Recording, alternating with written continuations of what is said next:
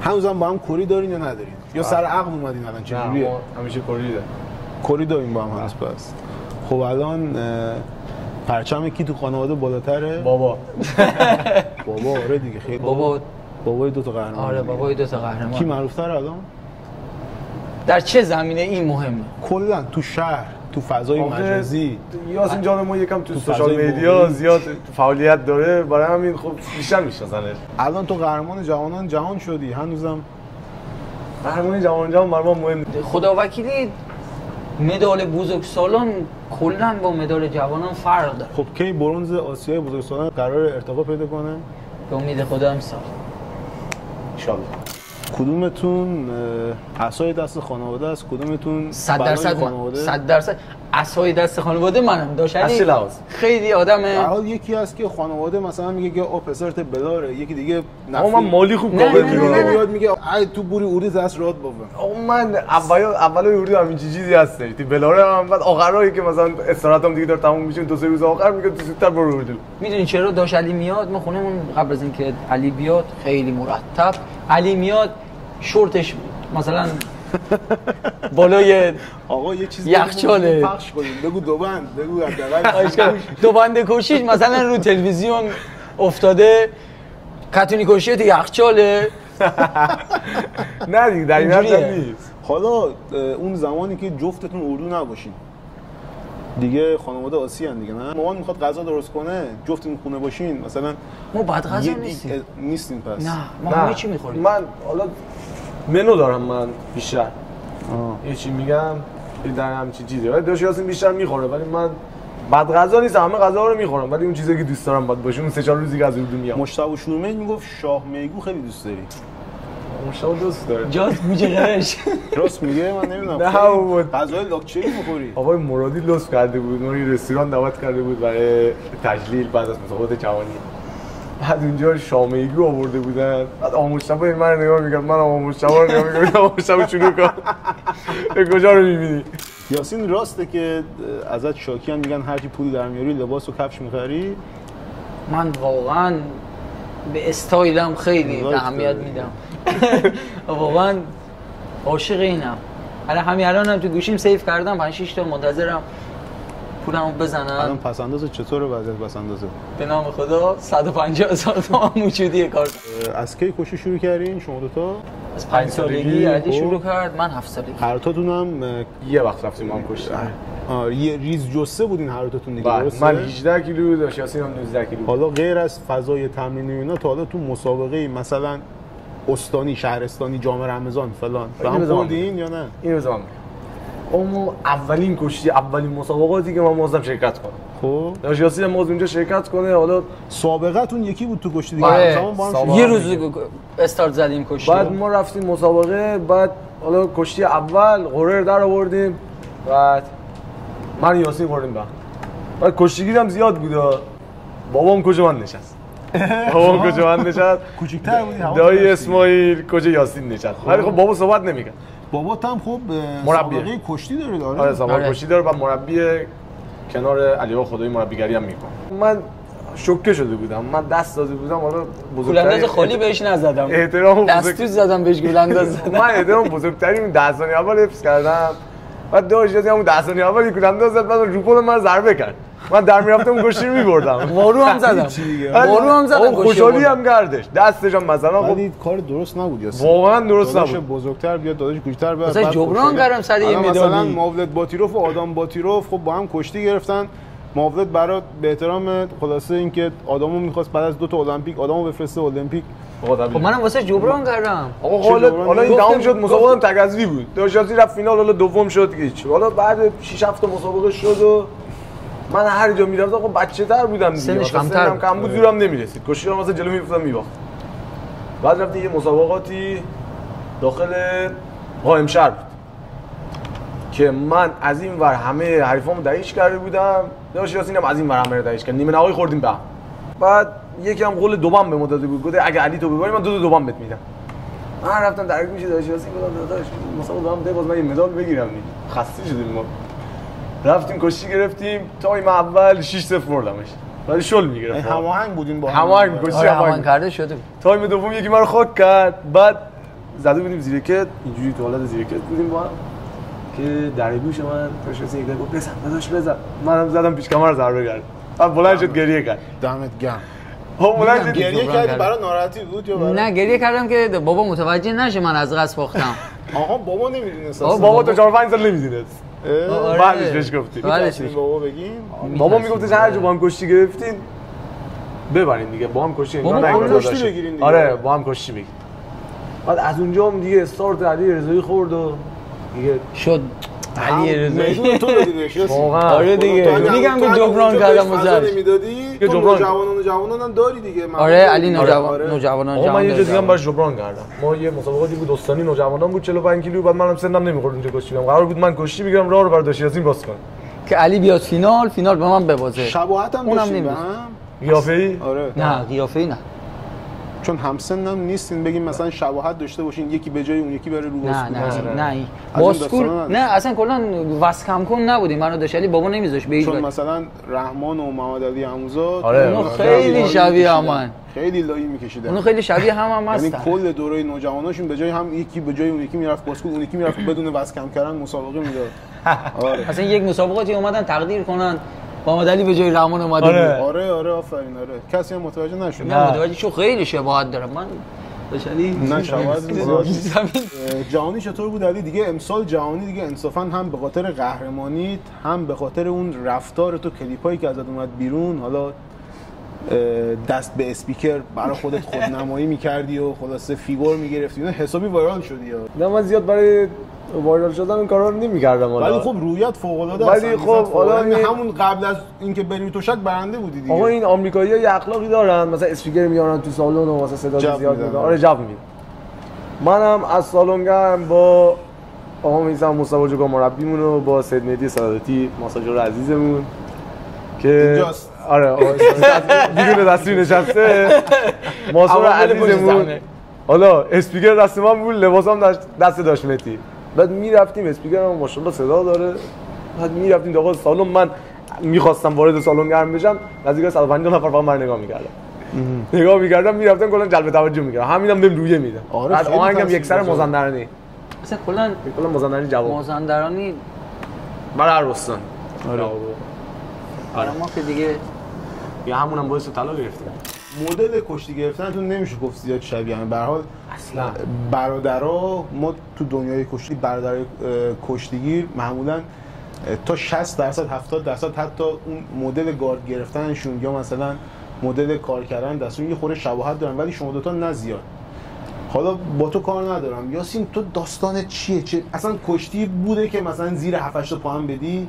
عاشق فن زدن واقعیتش. خب باشه اصلا فن زدن من واقعا هیجان زده میکنه منو.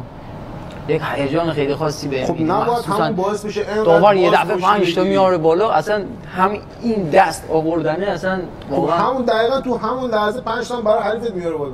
مهم نیست برام. تو خیلی از کشتی ما تو اینطوری باختی. آره چی گرفتیم با افغانستان کشتیشو 26-15. بابا یه کشتی تو لیگ دسته یک من دیدم توی مرزن آباد بود. کشتی تو بود اگه اشتباه نکنم. 8 عقب بودم 40 ثانیه کشتی فکر کنم 28 شد، نمیدونم 21 هر دوتون بالای 20 بودین فکر کنم. آره 8 عقب بودم. آره فکر کنم 50 ثانیه مونده بود. آره فیتیل با پا زدم 4-5 تا. آره که جبران شد. آره من اینو قبول دارم که از یه جایی به بعد مثلا تغییر دادن سبک کشتی سخته از یه جایی به بعد، ولی خب توی ریزه‌کاری‌ها توی نازوکاری‌ها واقعا میشه یه تغییرات ایجاد کرد که یه خورده کشتی واسه یه چیزی می‌خوای بگی نمیگی. من بیرون از دوشک برای یک نفر کنترلم کنم، بابا باشه یا مربی خودم علی خدایی باشه، اونا قلق منو واقعا دارن. واسه من هیچ حریفی مهم نیست من جلوم کی باشه، اصلا کشتیگیر استرسی نیستم و شاید همین باعث میشه که من خیلی اشتباه رو انجام میدم پاهم میدم. من واقعا واسم مهم نیست کی جلوم وای میسه، دعاشم هم بیاد واسم فرقی نداره، قهرمان المپیک باشه قهرمان جهان باشه.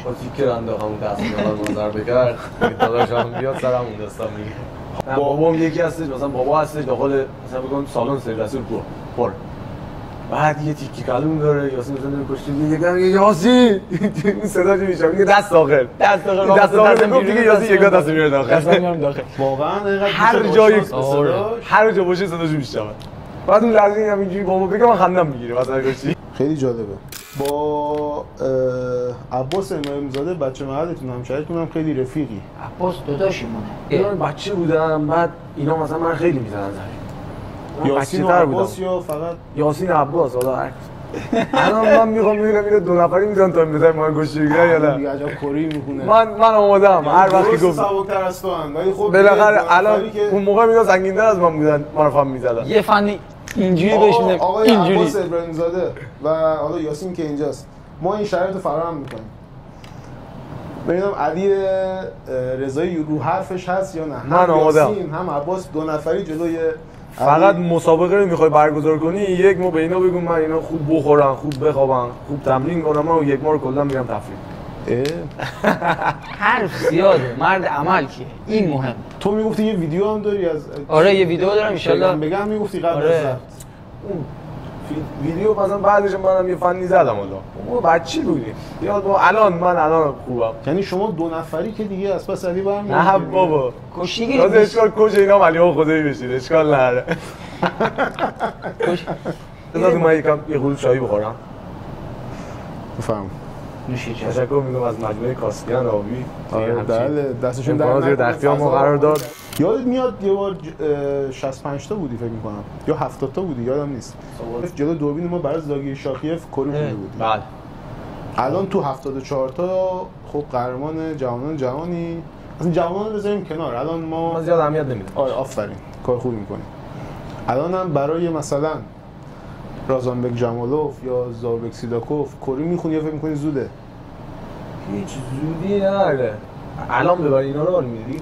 نه حالا جلوی بحث حالا من با زاگی شاخیه اونجای کاری خونده بودم من یه بار ایشونو برده بودم 18 داخل مسابقات جام کرکین روسیه. آره تو روسیه و خیلی هم مورد توجه کشیدوستان روسی قرار گرفتم. زاگی شاخیف هم قهرمان جهان بود. نه اون سال قهرمان جهان بعد جهانی 2021 بود. آره آخه اصلا تو خاک روسیه کشتی گرفتن اونجا اصلا قتلگاه. حالا مثلا تورنمنت‌های اون موقع مثلا یه تورنمنت علیف بود که الان برگزار نمیشه.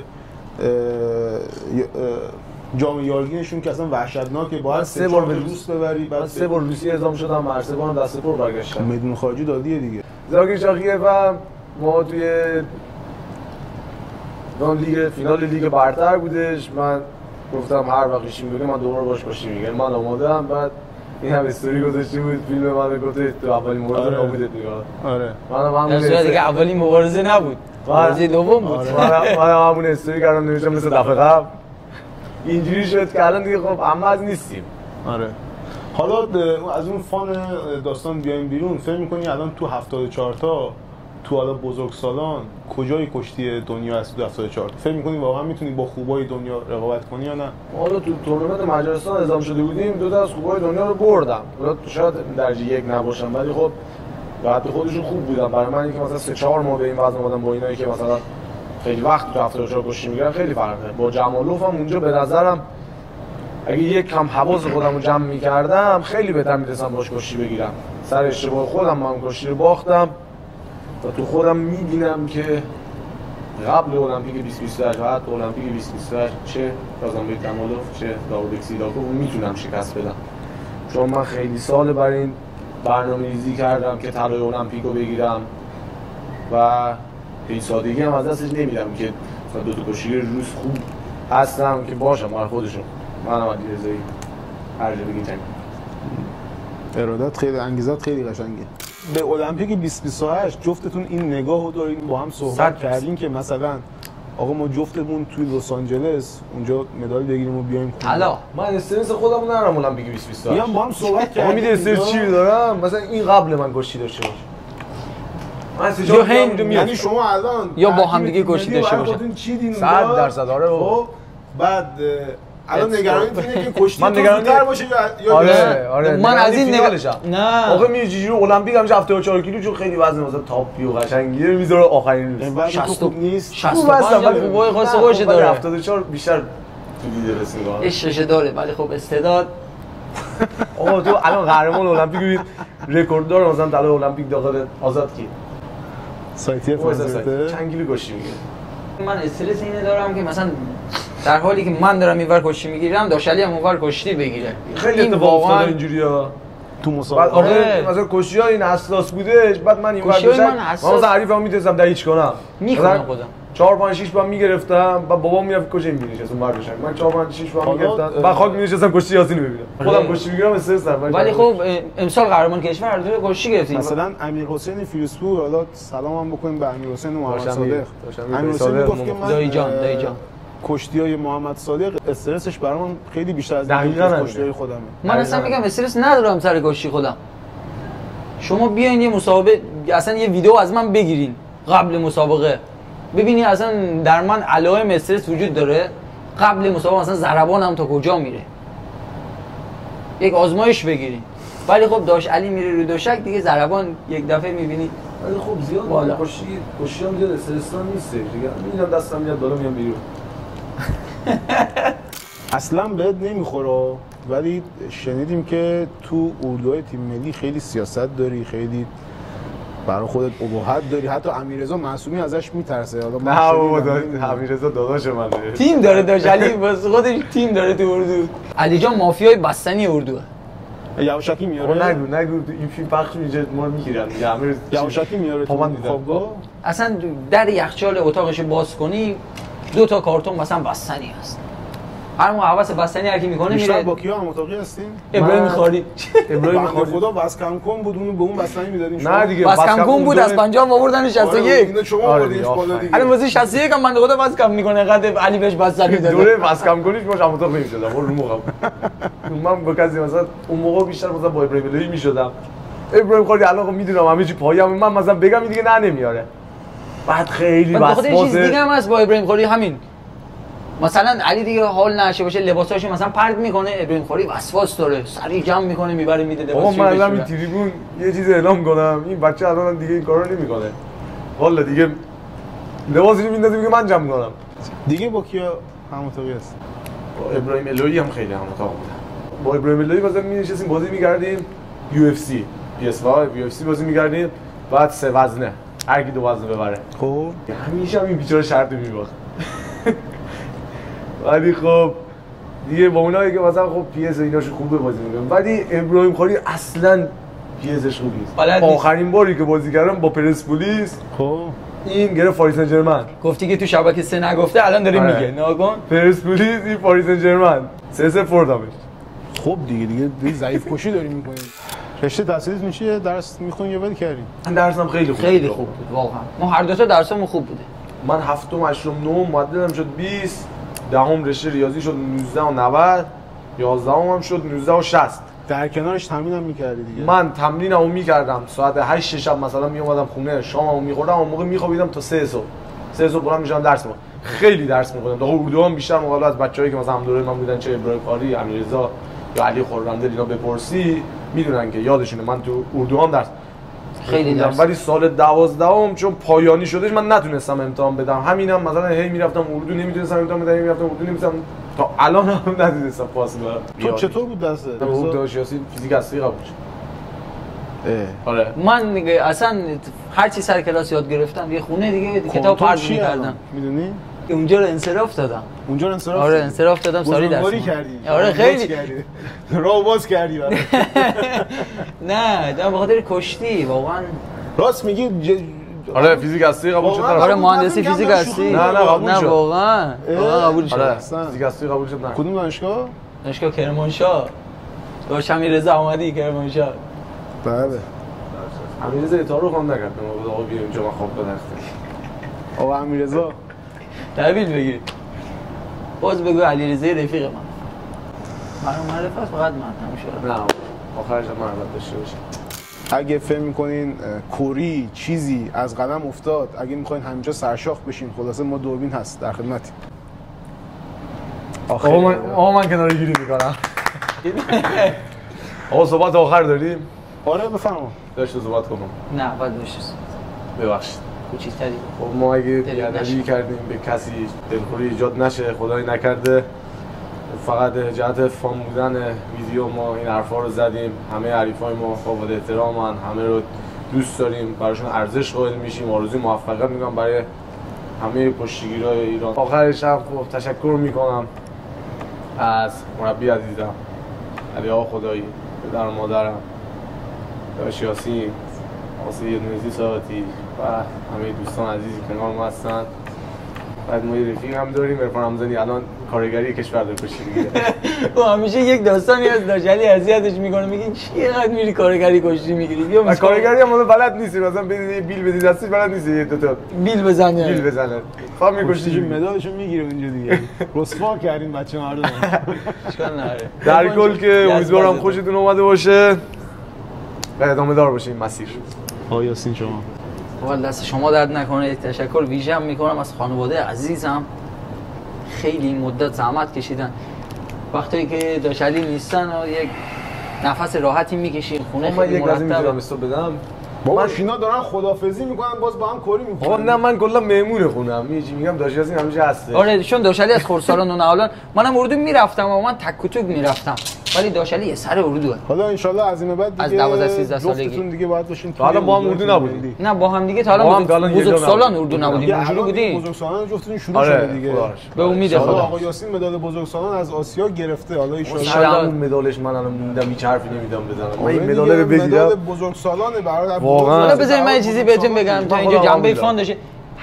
هر کی مدال میگیره واسه خودش و خانواده‌اش میگیره، نه واسه کسی دیگه. و برای این مردم نباید ادعایی داشته باشه. به نظر من خیلی هستن مدال میگیرن گردنشون واسه مردم کلفت میشه و چنین چیزی واقعا کار اشتباهیه. خیلی قشنگ. علی آقا در یه مثال میزنه برای ما، میگه همه چی از نازکی پاره میشه، انسان از کلفتی. خیلی قشنگ بود. آره واقعا هم همینطوره دیگه. تشکر میکنم از خانواده عزیزم، از مربی عزیزم. ما بابامون یه جوری بوده منو کول می‌کرده، داشلی رو می‌گرفتیم رو دستش می‌رفتیم باشگاه.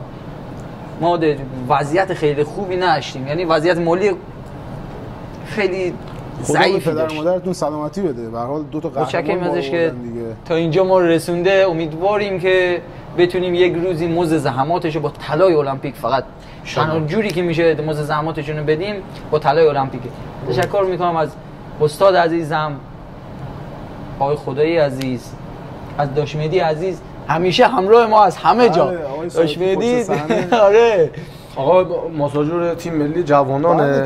بعد خبر دارید دیگه مثلا داخل یه گردو مثلا بعد 10 تا ماساژ بده، یه ماساژ هم نمیده. بیشتر کار میکنه، بیشتر کار کوچینگ و بیشتر کار بعد روانشناسیش هم واقعا خوبه. آره فوق العاده جدی خوبه روانشناسی. یعنی هر کی مثلا حال مالش قرار بود اردو میره پیش آسیده ما.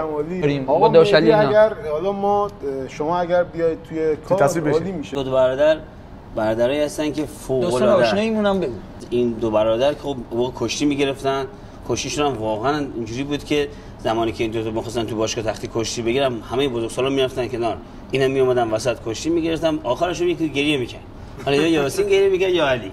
حالا هم با این دو تا بزرگوار اونجا بود. بعد دیگه حالا شرایط کشتی و زندگی اون اینجوری شد که زیاد دو تا داداشا رو نمی‌دیدم، پدرشون می‌دیدم و عباس آقا رضایی رو می‌دیدم و سم احوالپرسی داشتیم با هم. تا تو اردوی مسابقات ارتشای جهان از لحاظ ظاهری علی زیاد تغییر نکرد، یاسین یکم تغییر کرد. من اگر یاسین اونجا میدم شاید نمیشناختم. علی خب توی با سن کم میگم 17 سالش بود. تو اون سیاستی که میگفتی توی اردوی ارتشای جهان اصلا رخ بود. آره اومد این از منشم که بچهای ماساژور تیم فرنگی بودن. به خدا الان ببخشید ببین کلام این سری اگه بره اردو فکر نمی‌کنم هیچ کس اصلا بهش نه همه جای داداش ما دوستش دارم. همه واقعا درسته که این چیزی که شما به شما رسیده سیاسته هست، ولی واقعا دوستش دارن چون که خیلی هندلینگ خوبی از پشت واسه سری کارهایی که میخوان انجام بدن و علی آقا رهبر خوبیه تو این چیزا. شیطونیایی که میخوان بکنن، آره بستنیایی که میخوان سفارش بدن. فقط این که اینا دو تا داداشا برای اینکه به اینجا برسن پدرشون و مادرشون خیلی زحمت کشیدن. با تمام شرایط سختی که داشتن اون سختی رو خودشون به جون خریدن ولی به این دو نفر منتقل نکردن. منم به نوبه خودم حالا تو برسه آشنایی از اونجا که همدیگه رو شناختیم و پیدا کردیم همدیگه رو، فقط تمام تلاشم این بود که بتونم کنار این دو داداش یک سنگ کوچیکی، یک مانع کوچیکی اگه جلو پاشون هست، حالا که ما توانمون انقدر نیست که بخوام کاری بزرگ انجام بدیم، از جلو پاشون برداریم تا این راحت‌تر با خیال آسوده‌تر هر کمکی که از دستمون برآمد با کمک اول البته مشورت جمعی پدر و مادرشون و مربی عزیزشون کنارشون بودیم. انشالله که تا الان تونسته باشیم که اون چیزی که از دستمون برآمده باشه انجام داده باشیم و بهتون قول میدم که از این دو تا داداش 2 مدال خوشرنگ طلای المپیک واسه 2028 کنار همین الان بذارین. این ویدیو رو هم داشته باشین همتون ان شاءالله که دل همه مردم رو خوشحال کنه. تو بگیر. بیا علی جسیم برو 8. تو 8 بگیر. 8 بگیر. بگیر 8 53 بگیر. 53 بگیر. کنار. آها. 2028